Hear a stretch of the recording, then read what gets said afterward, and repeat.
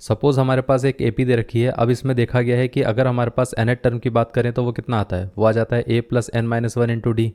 लेकिन इसमें पूछा गया है कि nth term from the end of an AP। Basically अगर हम पीछे से काउंट करना शुरू करें तो उसकी nth टर्म कैसे आएगी। अब देखिए, जैसे यहाँ पर ये फर्स्ट टर्म है, ये सेकंड टर्म है, अगर पीछे से हम काउंट करेंगे तो ये हमारे पास फर्स्ट टर्म हो जाएगी और इसके पहले वाली जो टर्म है वो क्या हो जाएगी, सेकंड टर्म हो जाएगी। इसी तरीके से बैक साइड से देखेंगे तो शायद से यहाँ कहीं ना कहीं उसकी nth टर्म आएगी। अब उसको कैसे कैलकुलेट करेंगे। अब मान लेते हैं कि हमारे पास ये AP है, इसी को हम क्या करते हैं, उल्टा लिख देते हैं। ये हमारे पास ऐसे AP आ गई L माइनस डी, जहाँ पर L क्या है, इसकी लास्ट टर्म थी, इस वाले की लास्ट टर्म थी। अब ये L minus d, L minus 2D and so on up to A plus 2D, A plus d और ये A। इतना क्लियर है।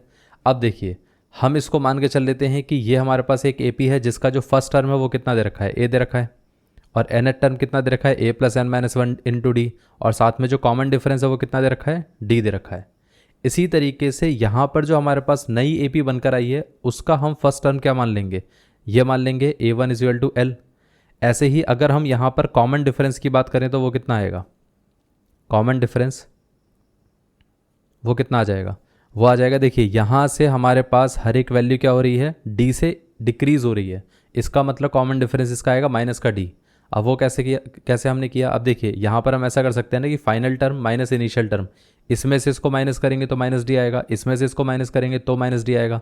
इसका मतलब यहाँ पर जैसे जैसे जैसे इसके अंदर वैल्यूज़ डी से इंक्रीज़ हो रही थी वैसे वैसे इस सीरीज़ के अंदर वैल्यूज़ डी से डिक्रीज़ हो रही हैं।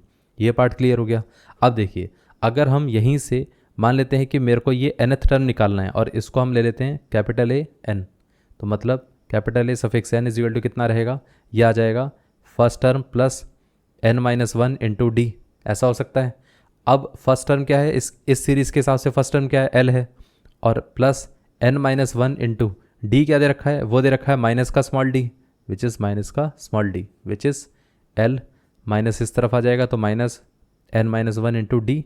ये है nth टर्म इस सीरीज़ के लिए। इस सीरीज़ के लिए जो nth टर्म रहेगा वो इसी के लिए क्या रहेगा, यहाँ से पीछे से nth टर्म रहेगा। मतलब हम ऐसा बोल सकते हैं ना कि जो इसका आंसर आया है वो हमारे पास जो ओरिजिनल सीरीज़ थी, जो हमारे पास ओरिजिनल सीरीज़ ऐसे दे रखी थी, उसके हिसाब से हम ऐसा बोल सकते हैं कि एंड से ये nth टर्म आ जाता है हमारे पास, जिसकी वैल्यू कितनी है, L minus n minus one into d.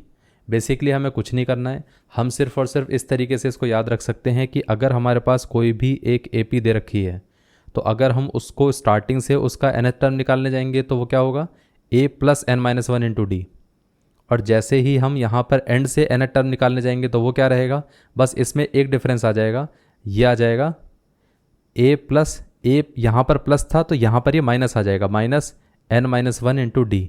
और ये देख के भी समझ में आता है कि माइनस क्यों आएगा, माइनस इसलिए आएगा क्योंकि इसमें कॉमन डिफरेंस कम होता हुआ जा रहा है, इसमें कॉमन डिफरेंस क्या है, इंक्रीजिंग वे में है, इसमें कॉमन डिफरेंस डिक्रीजिंग वे में है। इतना क्लियर है। बाकी फार्मूला बिल्कुल सिमिलर है, दोनों का फार्मूला सिमिलर है, बस फ़र्क ये है कि यहाँ पर प्लस रहेगा, यहाँ पर ये माइनस रहेगा, और यहाँ पर ये a नहीं रहेगा, ये l रहेगा। यहाँ पर ये मिस्टेक कर दी मैंने। इसके अंदर बस ये डिफरेंस रहेगा कि यहाँ प्लस रहेगा या माइनस रहेगा, और फर्स्ट टर्म ये a रहेगा और यहाँ पर फर्स्ट टर्म l रहेगा, दैट्स इट। इसके अलावा और कुछ नहीं होगा। ये पार्ट क्लियर है।